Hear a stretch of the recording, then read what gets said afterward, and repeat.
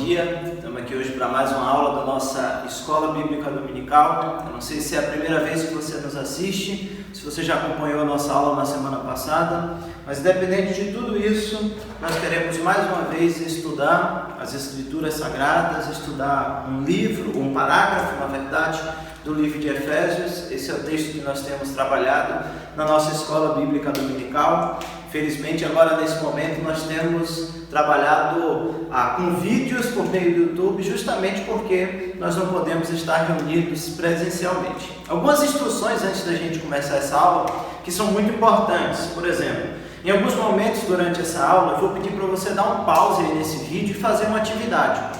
Isso é costumeiramente o que nós costumamos fazer na Escola Bíblica Dominical quando estamos aqui todos juntos, presencialmente. É muito importante que você faça isso, que você dê o pause, que você faça atividade, porque o intuito da nossa Escola Bíblica Dominical não é receber respostas a respeito do livro de Efésios. Não é que você me assista e você ouça as respostas que eu tenho para te dar. Nossa Escola Bíblica Dominical visa capacitar cada aluno da Escola Bíblica Dominical a entender o texto bíblico e por si só encontrar as respostas que existem no texto bíblico. Por isso que é muito importante que durante os momentos de atividade, e esses são os momentos mais importantes, você dê um pause no vídeo e você vá lá e faça atividade, porque senão você vai estar só recebendo respostas e esse não é o nosso intuito. Por exemplo, hoje a gente vai trabalhar o texto lá de Efésios,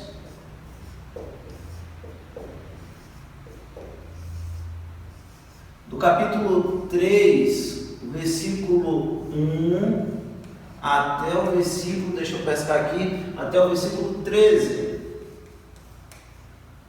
Efésios, capítulo 3, do versículo 1 ao versículo 13. Você vai ver que em nossa aula, a gente não vai abordar e abranger totalmente o parágrafo. Talvez ainda fiquem algumas dúvidas a respeito do parágrafo, porque o nosso intuito não é simplesmente estudar esse parágrafo do livro de Efésios. O nosso intuito é afiar as ferramentas de entendimento do texto bíblico. Então, o que a gente vai fazer é colocar em prática aqueles 8 princípios. Na verdade, hoje, apenas um daqueles princípios para a gente ir afiando e ir conseguindo entender o texto bíblico. Já que eu falei dos 8 princípios, eu queria te convidar, então, a pensar aqui quais são os nossos 8 princípios, tá bom?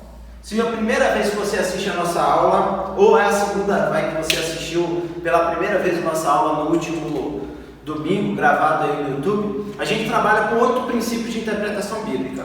Esses 8 princípios são ferramentas que a gente usa para entender o texto bíblico. Por exemplo, eu falei nesse instante que a gente não vai esgotar todo o tema de Efésios, capítulo 3, do versículo 1 ao 13. Porque para a gente esgotar todo esse tema, ou fazer um estudo mais aprofundado, a gente teria que trabalhar os 8 princípios nesse texto bíblico aqui. Só que o que a gente vai fazer hoje é trabalhar apenas um princípio. Então o foco da nossa aula não é trabalhar somente o texto bíblico, vai trabalhar o princípio.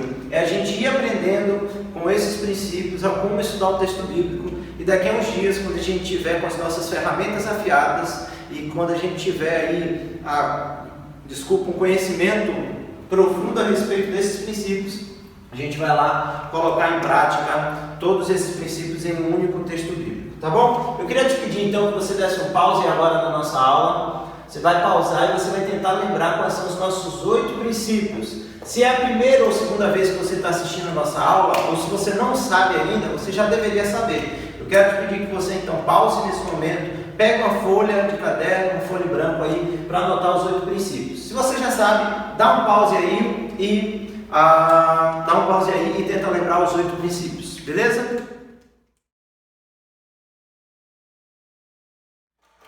Ok, eu espero que você tenha lembrado aí, se não, que você tenha pego uma caneta e um papel, mas para a gente poder lembrar aqui ou aprender quais são os nossos 8 princípios, tá bom? Vou colocar só as iniciais aqui, mas deve aparecer aí no canto da tela uma projeção mostrando esses 8 princípios. O primeiro princípio que a gente tem, que a gente trabalha, é o permanecendo na linha. Deixa eu trocar aqui a cor da caneta, talvez facilite aí a visão. Opa, aqui.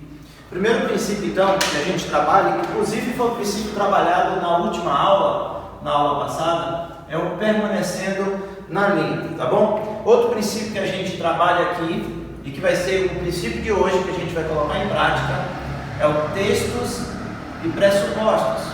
A gente tem também o gênero literário, fazendo boas perguntas. Se você esteve conosco na nossa última aula, aula transmitida pelo YouTube, gravada ali no YouTube, você viu que a gente trabalhou esses dois princípios, permanecendo na linha e fazendo boas perguntas. Esses princípios, presta atenção, são ferramentas, tá bom? Então, cada aula a gente trabalha um desses princípios, não fique preocupado, a gente sempre revisa os princípios, a gente vai sempre voltando. Então, se você continuar acompanhando aí, você vai ter acesso a todos esses princípios, você vai conseguir entendê-los melhor, vai ficar muito fácil para você.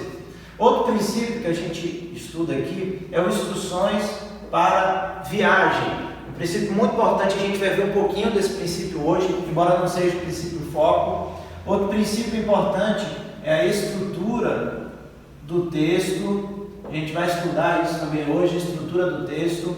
Outro, grande ideia e resposta desejada. E por último, a gente tem um princípio aí de teologia bíblica. Então, anote aí todos esses princípios. Cada aula a gente trabalha um ou dois desses princípios, vendo alguns novos, lembrando de princípios que a gente já trabalhou, de forma que, se você está começando a nos acompanhar agora, você não vai ficar perdido. Em algum momento você vai pegar aí todos esses princípios. Por exemplo, existem princípios que a gente já trabalhou desde o início do ano, presencialmente e aqui pelas aulas gravadas, que são o permanecendo na linha, a gente já trabalhou esse. Textos e pressupostos, a gente já trabalhou. Então, o que a gente vai fazer hoje é revisar esses textos e pressupostos. Gênero literário, a gente não trabalhou ainda. Fazendo boas perguntas, já foi um princípio trabalhado. Instruções para a viagem, já foi um princípio trabalhado. Estrutura do texto, grande ideia e resposta desejada. Então, por aqui dá para você observar que a gente já trabalhou a maioria dos 8 princípios. Está faltando somente a gente trabalhar gênero literário e teologia bíblica, certo? Então, nas próximas aulas a gente vai trabalhar esses princípios, essas ferramentas. São ferramentas assim que dependem de muita explicação, então seria melhor que a gente trabalhasse presencialmente. Então eu vou tentar a gente ir revisando outras até o retorno das nossas aulas para a gente trabalhar essas duas presencialmente. Mas se for o caso, a gente vai começar a trabalhar elas aqui mesmo pelos vídeos gravados no YouTube. Então, nós já trabalhamos 6 dos 8 princípios. É importante a gente sempre notar e anotar isso aqui, que existem 2 princípios, permanecendo na linha e o textos e pressupostos, que são princípios de convicção, são convicções que eu preciso ter. A gente vai trabalhar um pouquinho o texto e pressupostos hoje, você vai perceber isso aí claramente. E hoje também a gente vai ver o quanto que instruções para viagem, fazendo boas perguntas, também vai nos ajudar a construir aí o entendimento do textos e pressupostos. Então vou anotar aqui, o nosso princípio hoje é textos e pressupostos.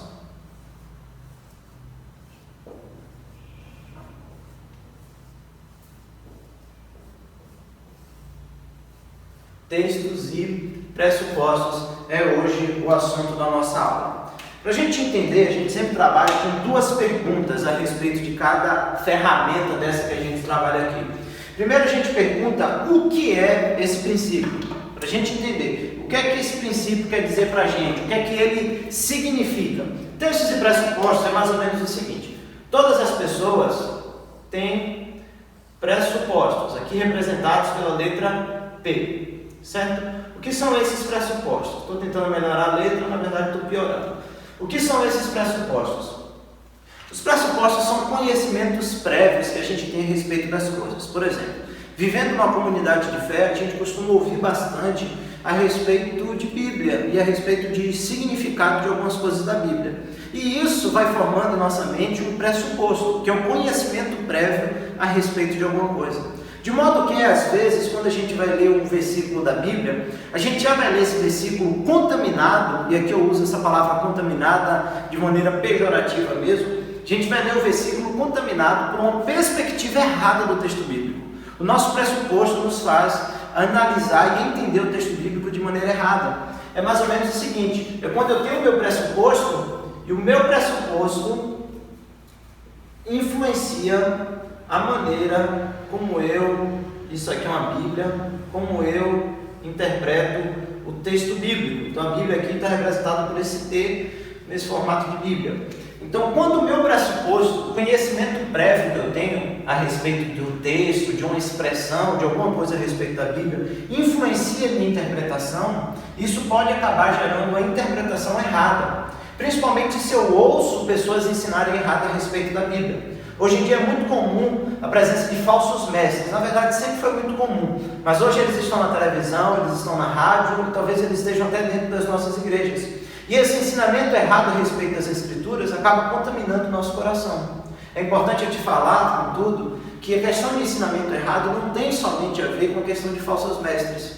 Às vezes pessoas bem intencionadas, mas que não se esmeram tanto, ou às vezes que não têm as ferramentas suficientes para entender o texto bíblico. E aqui eu não quero dizer que eu sou o suprassumo do entendimento do texto bíblico, mas eu quero dizer que a gente precisa se esforçar para alcançar o real significado do texto bíblico.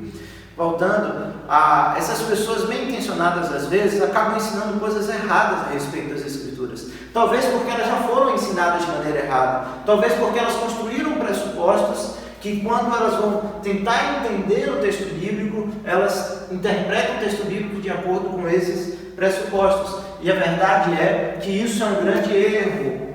Isso é um erro. A gente não deve fazer isso. Pelo contrário, o que a gente precisa fazer é buscar no texto bíblico o que o texto bíblico fala a respeito da vida, fala a respeito da espiritualidade, o que o texto bíblico fala a respeito das coisas, para daí então o texto bíblico, o verdadeiro entendimento do texto bíblico, o correto entendimento do texto bíblico, moldar os nossos pressupostos. Então, qualquer tipo de conhecimento que eu preciso ter da Bíblia, ele precisa ser construído, esse conhecimento, esse pressuposto precisa ser construído pela interpretação correta das Escrituras. Quando a gente usa o pressuposto, aquilo que nos foi ensinado, para interpretar as Escrituras, a gente está cometendo um grande erro. Por que isso é muito importante? Porque se a gente quer entender o que Deus quer falar aos nossos corações, a gente precisa entender o que a Bíblia diz de verdade, não o que eu quero entender a respeito da Bíblia. Isso é importante porque a Bíblia, a palavra de Deus, ela tem toda a autoridade. A autoridade mora na interpretação correta das Escrituras. E se eu interpreto a Escritura de maneira errada, na verdade o que eu estou fazendo é impondo as minhas interpretações, impondo o meu conhecimento às Escrituras, e assim ela perde toda a sua autoridade de transformação para as nossas vidas. É importante que a gente preste atenção nisso, para que a palavra de Deus fale aos nossos corações. A gente vai observar na aula de hoje 3 situações em que os nossos pressupostos podem nos atrapalhar, ou pode atrapalhar o nosso entendimento a respeito do nosso conhecimento bíblico. Existem 3, talvez mais, expressões aí no texto bíblico que a gente vai trabalhar hoje.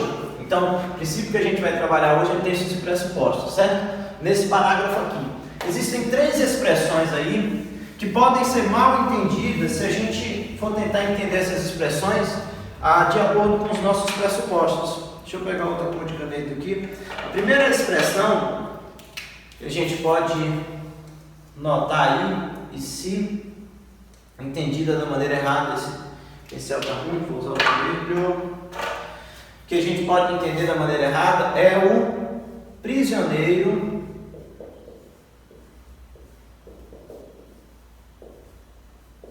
de Cristo. Essa expressão aparece no versículo 1. Prisioneiro de Cristo. Outra expressão, segunda expressão que a gente vai estudar hoje, que são expressões que a gente pode entender errado por causa dos nossos pressupostos, certo? A primeira é prisioneiro de Cristo, a segunda é revelação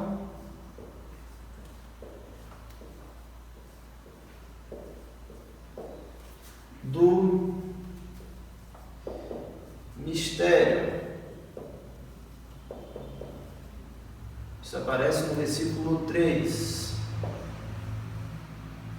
E a terceira expressão que a gente você pode ir anotando isso aí no seu papel: prisioneiro de Cristo, versículo 1, revelação do mistério, versículo 3, e a terceira expressão que pode ser mal entendida nesse texto bíblico, e talvez essa seja a que é mais mal entendida, é regiões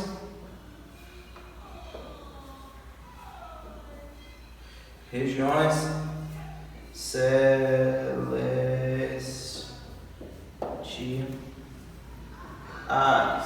Regiões celestiais, que está lá no versículo 10. Regiões celestiais, versículo 10. Tudo isso do texto que a gente está prestando atenção hoje. Então são três expressões que a gente vai analisar hoje. Perceba, eu disse que a gente não vai aprofundar tanto assim no texto bíblico, embora isso aqui vai ser um conhecimento riquíssimo para a gente, mas a gente não vai analisar versículo por versículo desse parágrafo. O que a gente está colocando em prática é uma ferramenta, é um textos e pressupostos. Como é que os meus pressupostos às vezes atrapalham de entender essas três afirmações? Inclusive essa terceira aqui, regiões celestiais, eu já tenho falado aí nas nossas classes presenciais, antes da gente parar, que um dia a gente trabalharia e chegou esse dia da gente trabalhar, tá bom? Agora a gente vai dar um pause aí, você vai dar um pause no seu celular, na sua televisão, no seu computador, e para começar a gente vai trabalhar essas duas primeiras aqui. Eu quero que você leia essas duas primeiras expressões, e eu quero que no texto bíblico, nesse parágrafo aqui que a gente está estudando, você tente encontrar a resposta do que de verdade essas duas aqui querem dizer. Estou deixando de cá de fora porque a gente vai trabalhar de cá depois com um pouco mais de calma, e eu vou fazer algumas perguntas e você vai dar pausa e tentar responder essas perguntas aí, tá bom? Então primeiro vamos trabalhar essas duas de cima. Eu quero que você pare aí, dê um pause, olhe essas expressões no versículo 1, no versículo 3 e faça anotações, inclusive anotando versículos, anotando talvez outros textos da Bíblia que falem o que quer dizer prisioneiro de Cristo nesse momento aí, nesse parágrafo, e o que quer dizer revelação do mistério nesse parágrafo aí, tá bom? Dá um pause e tenta trabalhar essas duas expressões aí e achar o real significado dela, beleza? Voltamos já.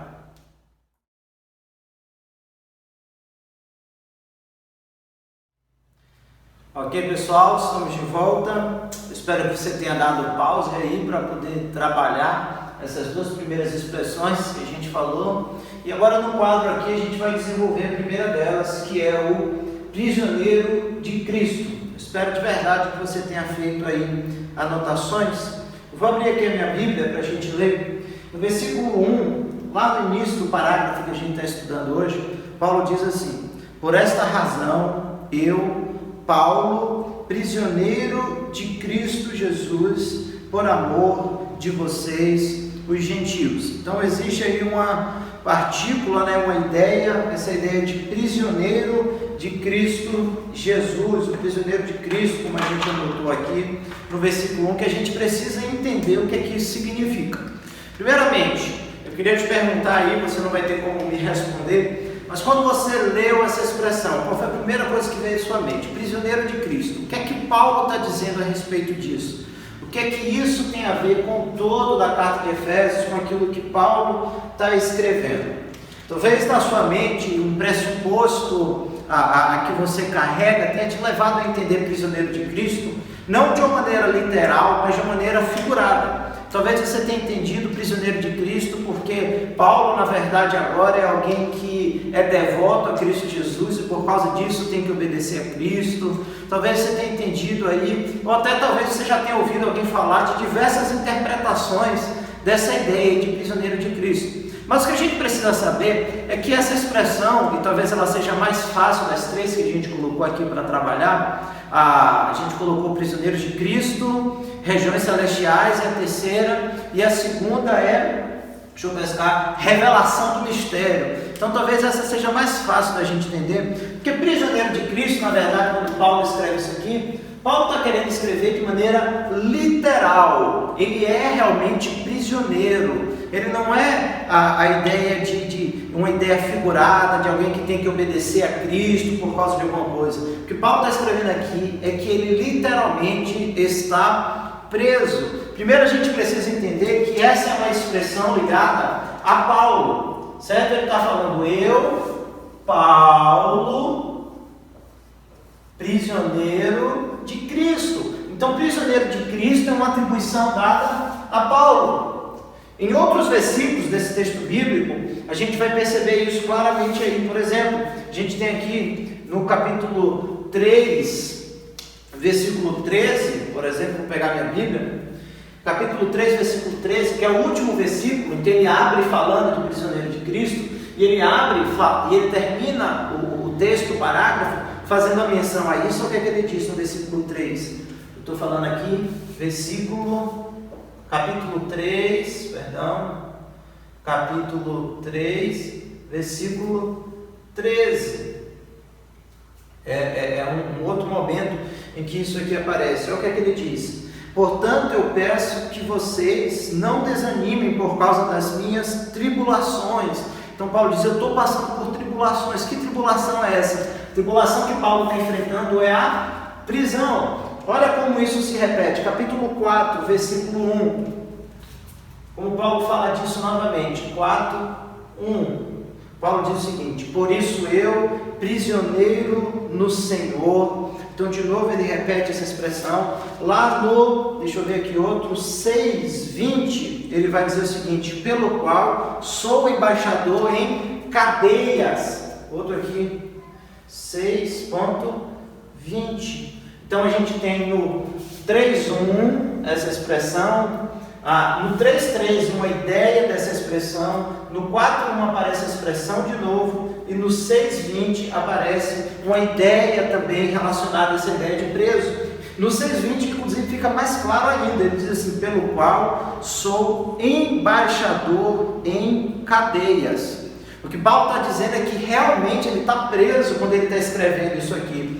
O interessante é porque ele usa essa ideia do prisioneiro de Cristo. Aqui no 4:1 ele vai dizer que ele é prisioneiro do Senhor.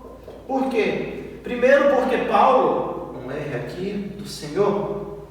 Primeiro porque Paulo está preso por causa da pregação do Evangelho, porque ele era um missionário, porque ele estava pregando o Evangelho de Cristo Jesus. E segundo porque Paulo entende que quem o prende não são as forças desse mundo, mas Deus em Cristo tem todo o poder, toda a gerência, continua sendo soberano, e Deus em Cristo permitiu que isso lhe acontecesse. É por isso que ele diz que ele é embaixador das cadeias, porque mesmo na cadeia, mesmo onde ele está preso, ele continua representando a imagem do reino de Cristo Jesus. Ele continua sendo um embaixador, um representante desse Cristo Jesus.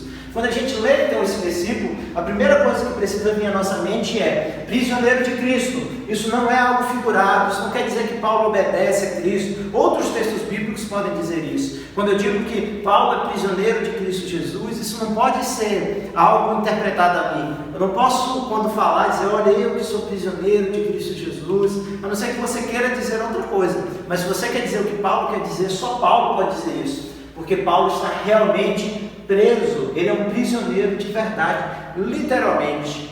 Isso é encontrado na carta de uma maneira como toda, na carta de Efésios, e a gente encontra isso em outras afirmações. Por exemplo, existem outros livros da Bíblia que são escritos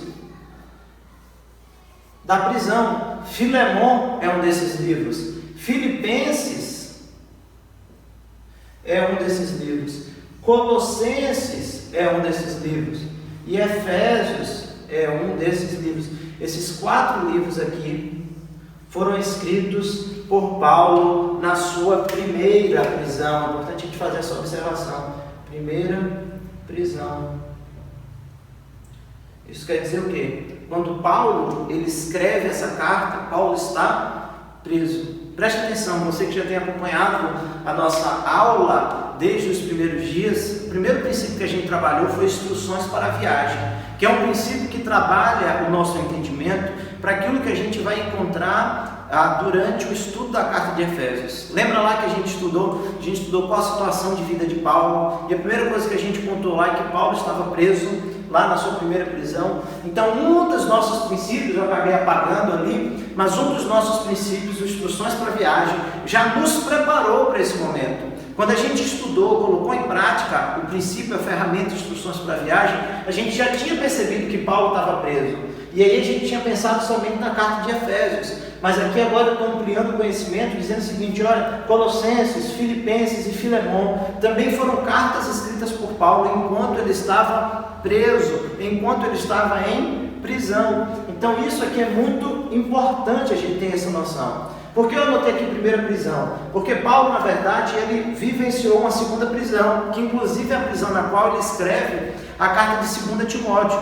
Não é nesse mesmo momento, é em um outro momento que ele escreve a carta de 2 Timóteo.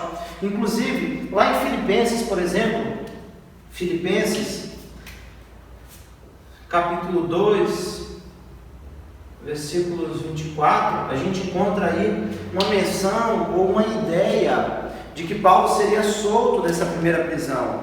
Vou abrir aqui, Filipenses 2:24, diz assim: mas confio no Senhor, que também eu mesmo em breve irei até aí. Percebe? Ele escreve Filipenses da prisão, mas ele está dizendo: eu confio que em breve eu irei até aí. Então ele tinha a perspectiva de que ele seria solto dessa primeira prisão. Então é na primeira prisão de Paulo, lá em Roma, que ele é preso. Filemon também, no versículo 22, apresenta aí um pouco da ideia de que Paulo estava na expectativa de ser solto, tá bom? Então, primeiro, quando a gente entende prisioneiro de Cristo na carta de Efésios, o que isso quer dizer? Que Paulo estava preso, primeiro, porque pregava o evangelho de Cristo Jesus, e segundo, porque ele estava preso e entendia o controle de Jesus Cristo sobre tudo aquilo ali, e entendia que Jesus e o Senhor continuavam sendo soberanos sobre a vida dele. Quando ele escreve Efésios,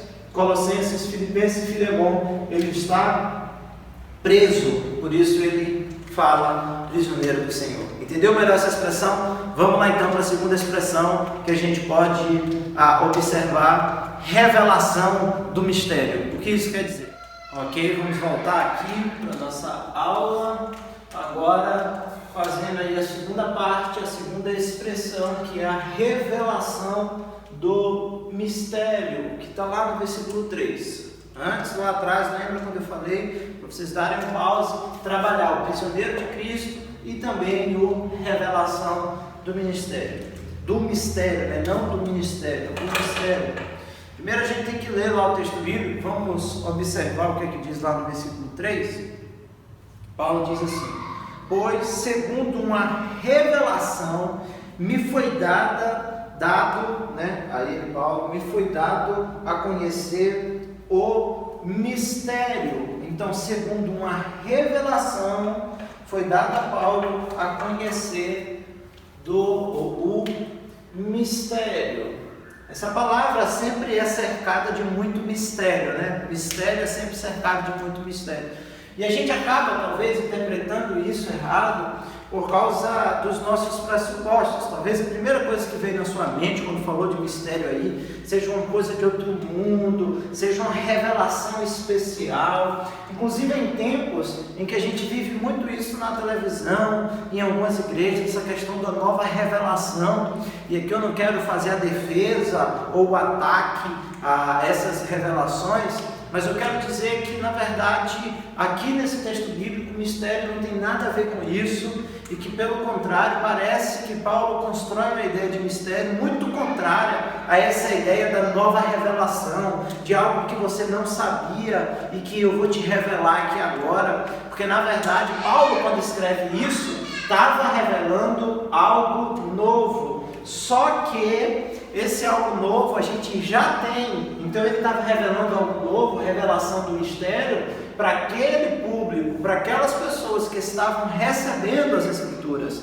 Nós que já temos as Escrituras, já sabemos qual é o mistério de Paulo. E hoje, inclusive, nós podemos olhar, e se você fez uma pesquisa rápida aí no parágrafo 1 a 13, você vai perceber que o próprio parágrafo responde que mistério é esse. Qual é o mistério que Paulo está falando aí no versículo 3? Versículo 6 deixa isso muito claro para a gente. Paulo, no versículo 6, explica qual é o mistério. Perceba, a gente pode pegar esse versículo aí, tirar do contexto e querer aplicar de diversas formas possíveis, quando na verdade o próprio parágrafo explica o que é o mistério. O versículo 6 diz assim: o mistério é que os gentios são co-herdeiros, membros do mesmo corpo e participantes da promessa em Cristo Jesus por meio do Evangelho. Qual é então o mistério que tinha sido oculto, que estava oculto até aquele momento e que agora havia sido revelado? O mistério para Paulo, e essa ideia vai aparecer diversas vezes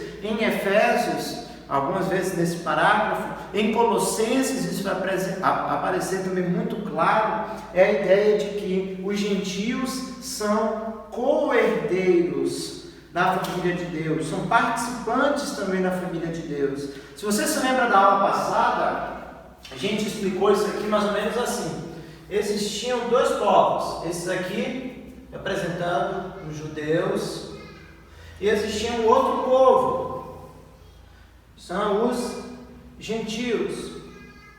O que é que está acontecendo aqui nesse momento? Os judeus acreditavam que só eles poderiam se aproximar de Deus, só eles faziam parte da família de Deus, e por causa disso os gentios eram excluídos. No parágrafo anterior, que foi o parágrafo que a gente estudou na aula passada, a gente vai ver o texto falando inclusive que existia uma barreira de inimizade entre esses dois povos, uma barreira de inimizade. Presta atenção lá, Efésios capítulo 2, versículo 13 diz assim: mas agora em Cristo Jesus, vocês que antes estavam longe, foram aproximados pelo sangue de Jesus, porque Ele é a nossa paz. De dois povos Ele fez um. Ou seja, é a ideia seguinte: vocês, gentios, que antes estavam longe, foram aproximados pelo sangue de Cristo Jesus. É por isso que Ele é a nossa paz. Agora não existe mais barreira entre os dois povos, porque o sangue de Cristo Jesus, aqui umas gotas de sangue caindo, que é interessante que a gente faz o desenho e a gente tem que explicar o desenho, o que significa. Então o sangue de Jesus caindo aqui representa a quebra da barreira de inimizade que existia entre esses dois povos. E de ambos os povos, o texto diz, Efésios 2, 13, 14 e 15, de ambos os povos fez para si mesmo um novo povo, que é mais ou menos, a gente entendeu o seguinte: tem um grande grupo de gentios, certo? Mas nesse grande grupo de gentios existem pessoas que se converteram a Cristo Jesus. Isso aqui representa parte do grupo que se converteu a Cristo Jesus. Dos judeus, que também estavam longe de Deus e precisam ser aproximados de Cristo Jesus, tem um grupo que se converteu. E aqui o tamanho não quer representar a quantidade, tá bom? Está só sendo uma figura. Então, tem um grupo que também se converteu a Cristo Jesus. Desses dois grupos aqui, Cristo fez um novo povo. Que povo é esse? Igreja. Então, quem que é a igreja? São os judeus convertidos a Cristo Jesus. Quem que é gentio? Quem que é a igreja? São os gentios que se converteram a Cristo Jesus. Desses dois povos, fez um novo povo, fez a igreja. Então, qual é o povo que existe hoje? Vou usar outra cor aqui. Aqueles que não estão com Cristo, aqueles que não estão com Cristo e aqueles que estão com Cristo. São os dois povos que existem hoje. A separação não é mais entre Israel e gentios. A separação é quem está em Cristo e quem não está em Cristo. É por isso que ele diz, revelação do mistério. Que mistério é esse? É esse mistério aqui, que os gentios crentes em Cristo Jesus são também parte da família de Deus, fazem parte da igreja. Isso é muito importante, porque isso revela o plano de Deus em Cristo Jesus, muito pelo contrário não, usei a expressão errada, mas também revela o plano de Deus desde o início de todos os tempos. Lá com Abraão, Deus fala para Abraão: sai da sua terra, da sua parentela, tal, não sei o quê, porque em ti serão abençoadas todas as famílias da terra. E a gente sabe que Jesus vem ali por meio da descendência de Abraão, e todas as famílias da terra são abençoadas em Abraão, né? Então a ideia de Deus sempre foi abençoar todas as famílias da terra por meio de Cristo Jesus. Qual é o mistério então revelado por Paulo ali na carta de Efésios? O mistério que Paulo revela é que os gentios também podem fazer parte da família de Deus. Isso é muito importante, porque Paulo está escrevendo para gentios, para pessoas que não são da nação de Israel, e ele está dizendo: você também pode fazer parte da família de Deus. Para saber mais um pouquinho a respeito disso, você volta à nossa aula de domingo passado, que você vai ter uma explicação clara aí a respeito disso. Só que agora a gente vai ter que atacar nosso terceiro, senão a nossa aula fica muito longa, vamos adiantando aqui. A gente vai atacar ali a terceira expressão. Lembra lá que eu disse que eram 3? A gente trabalhou já prisioneiro de Cristo, a gente acabou de trabalhar a revelação do mistério, mas tem uma terceira expressão que é regiões celestiais.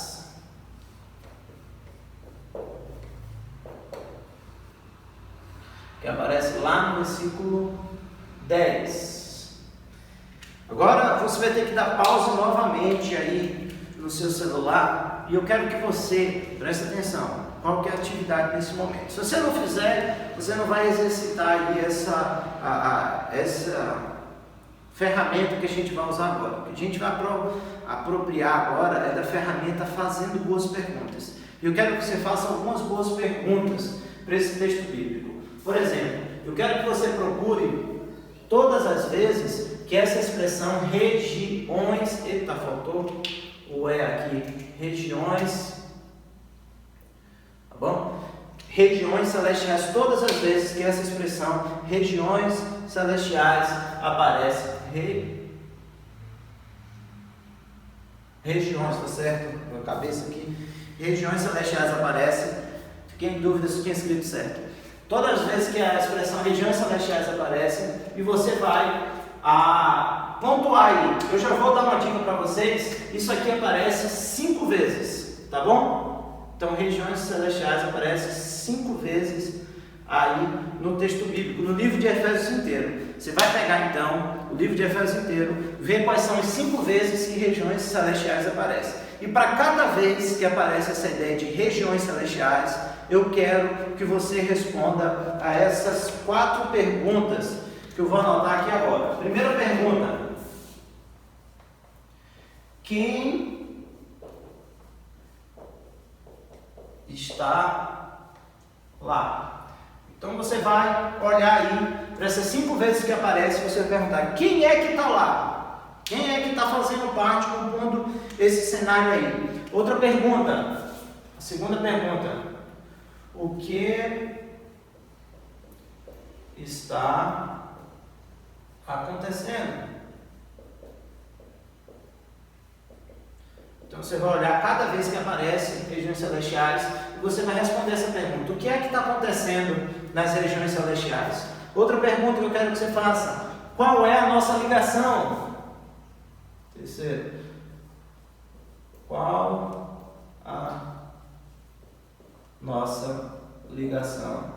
Qual a nossa ligação com a região celestial aí nesse versículo? Então você vai olhar para cada versículo e vai observar qual é a nossa ligação. E por último, uma quarta pergunta: qual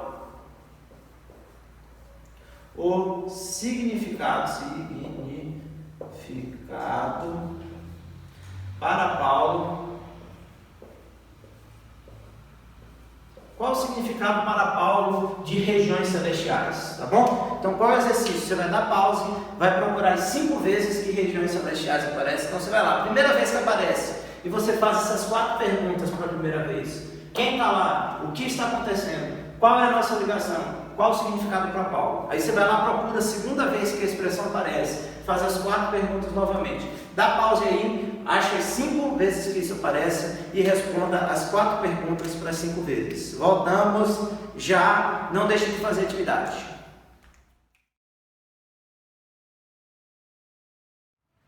Olá, queridos, vamos voltar aqui então. Espero que você tenha dado pausa e que você tenha aí observado as 5 vezes que aparece a expressão regiões celestiais no livro de Efésios, e que você tenha respondido cada uma dessas perguntas nas 5 vezes que ela aparece, tá bom? Vamos lá pontuar então aqui quais são as 5 vezes. Espero que você tenha encontrado lá no versículo 1.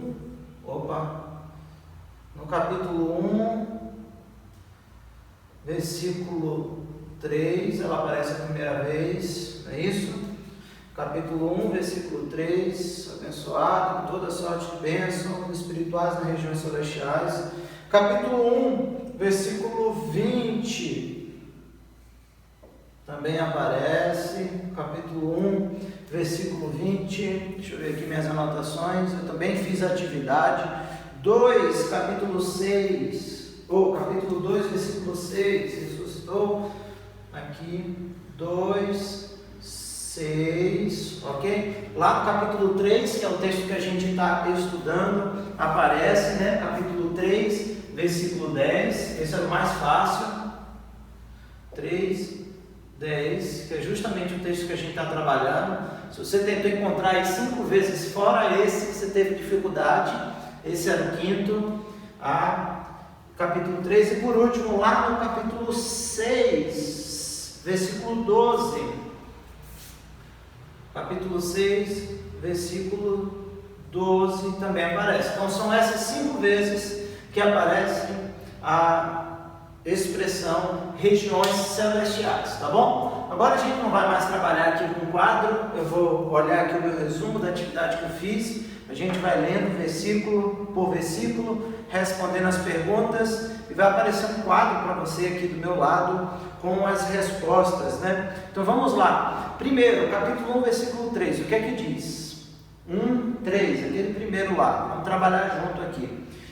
Bendito seja o Deus e Pai de nosso Senhor Jesus Cristo, que nos abençoou com todas as bênçãos espirituais nas regiões celestiais em Cristo Jesus. Então, quem é que está nessas regiões celestiais aí no capítulo 1, versículo 3? Quem está aí? Deus, que abençoa Jesus, Deus, que é Pai de Jesus, né? E que nos abençoou em Jesus. Então, tem 3 pessoas aí: Deus, Jesus e os crentes, aqueles que são abençoados nas regiões celestiais. Então, quem está lá, vai aparecer no seu quadro aí: Deus, Jesus e os crentes. A segunda pergunta, então, que a gente faz: o que é que está acontecendo nas regiões celestiais? Pelo versículo 3 aí, o que está acontecendo é: Deus está abençoando os crentes. O versículo diz: bendito seja o Deus e Pai de nosso Senhor Jesus Cristo,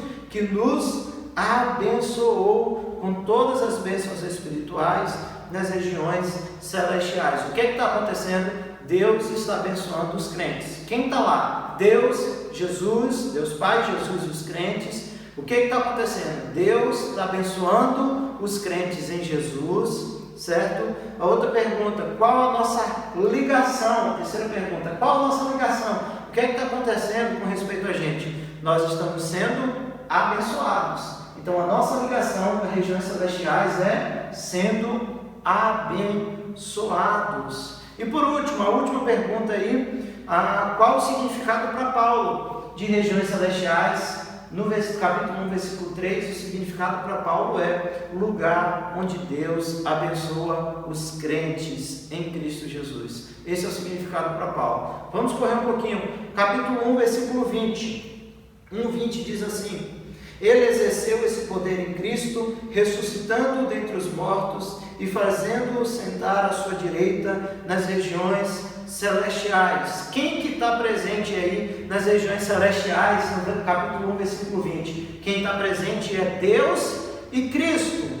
O que está acontecendo nesse versículo aí? Deus ressuscita Cristo e o assenta à sua direita. O versículo é claro em dizer que Deus, e a gente vê isso aí pelo Ele exerceu esse poder em Cristo, ressuscitando dentre os mortos e fazendo-o sentar à sua direita nas regiões celestiais. Se você tiver dúvida de quem é esse ele aí, você lê os versículos anteriores, você vai ver que quem está nas regiões celestiais é Deus e Cristo. O que está acontecendo é Deus ressuscitando a Cristo e fazendo Cristo assentar à sua direita.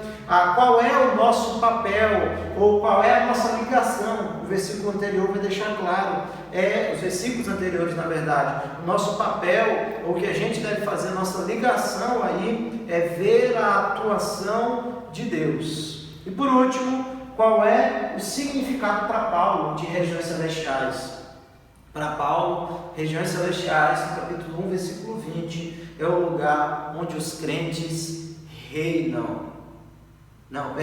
O lugar de onde Cristo reina, onde os crentes reinam, é a resposta seguinte. Então, no capítulo 1, versículo 20, qual o significado para Paulo? É o lugar onde Cristo reina, porque Cristo está assentado à destra, à direita de Deus. Capítulo 2, versículo 6, vamos lá. Espero que você tenha encontrado aí parte dessas respostas, ou todas as respostas.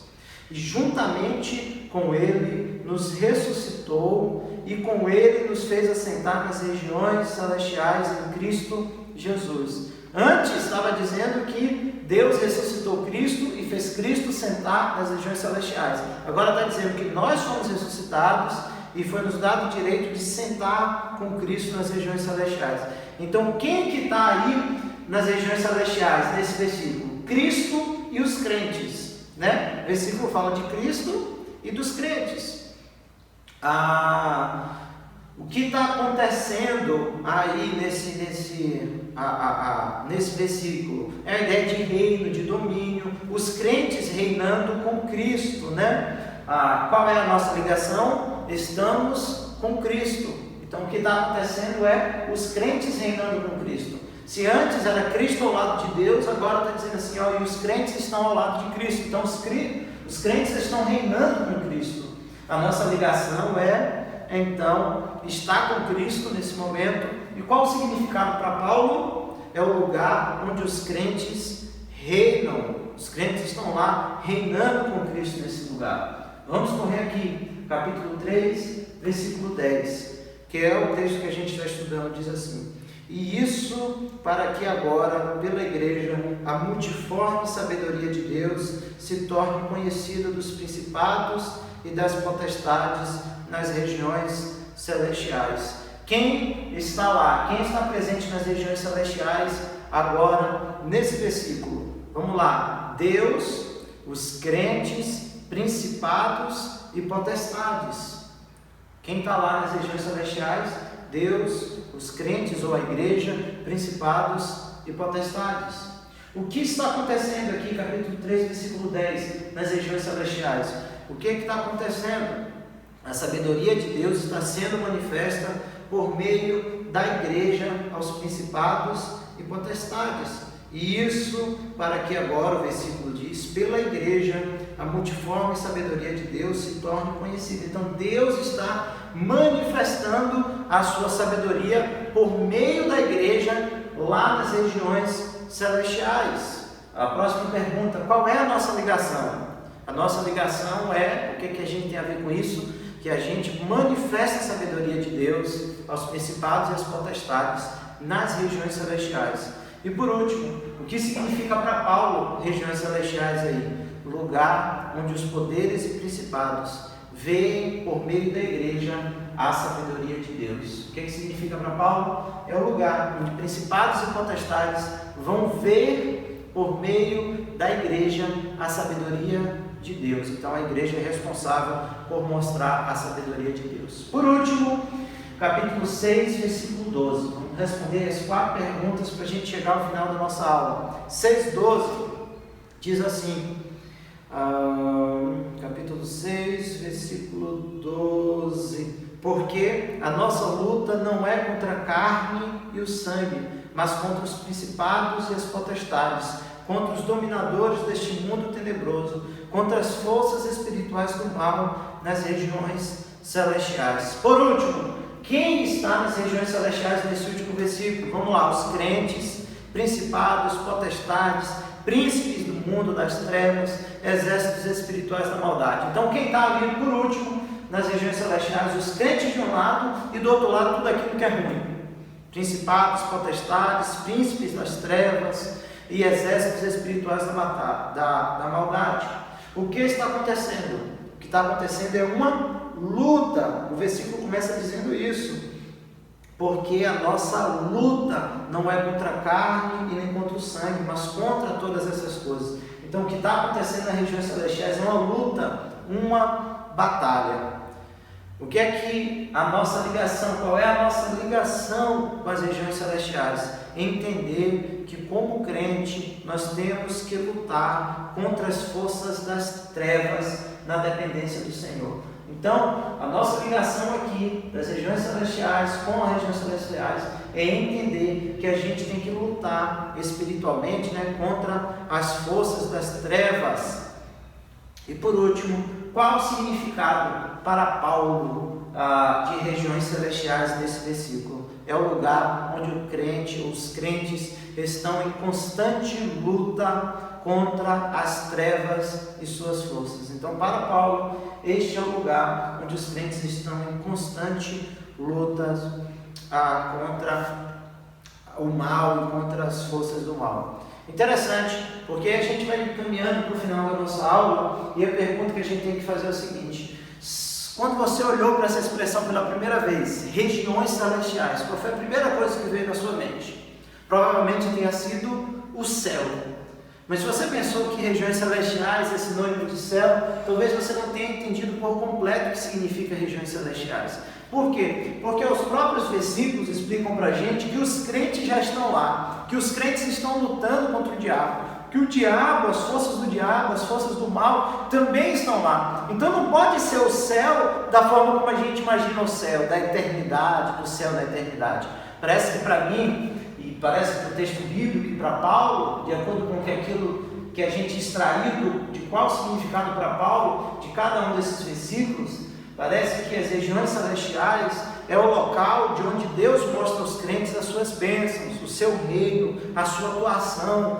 É o local onde, por meio da igreja, Deus demonstra para o mal, para a potestade, para os principados, a sua sabedoria. É o local de conflito e de triunfo por causa da posição que nós temos em Cristo Jesus, nesse Cristo exaltado. Em resumo, é o local onde os crentes são abençoados, ou os crentes abençoados reinarão com Cristo exaltado. Regiões celestiais não indica no livro de Efésios o céu, a eternidade ou algo desse tipo. Regiões celestiais indica no livro de Efésios uma esfera espiritual, porque enquanto nosso corpo está aqui nesse mundo, na esfera espiritual, nós estamos com Cristo Jesus. E é nessa diferenciação que a gente precisa entender. Os nossos corpos estão aqui nesse mundo, mas na esfera espiritual nós estamos com Cristo Jesus. Na esfera espiritual nós estamos lutando contra principados e potestades. É um pouco daquilo que a gente fala do mundo espiritual. Então esse texto, na verdade todos os 5 textos deixam claro para a gente que existe essas regiões celestiais, esse lado espiritual, esse lado imaterial das nossas vidas, que é onde nós estamos nesse momento, com Cristo exaltado, lutando contra Satanás e contra as forças do mal, demonstrando a sabedoria de Deus, mas acima de tudo, demonstrando a glória de Cristo. Um dia os nossos corpos irão morrer, e quando formos ressuscitados, estaremos então não só espiritualmente ligados a Cristo, mas também corporeamente ligados a Cristo Jesus. Até lá, estaremos aqui neste mundo, mas espiritualmente estamos ligados a Cristo Jesus. O que é regiões celestiais é um aspecto espiritual da nossa vida, que não tem a ver com o nosso aspecto físico, mas que também não tem a ver com o céu, com a eternidade. É ali o local onde há a batalha dos principados e potestades contra a igreja, mas é o local onde Cristo é exaltado, onde Ele está sentado ao lado de Deus e nós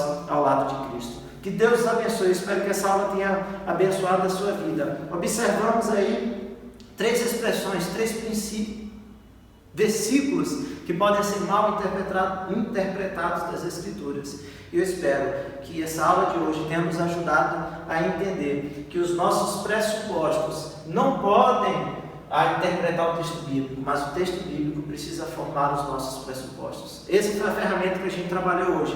Te espero na próxima aula para trabalhar mais uma ferramenta. Deus em Cristo te abençoe.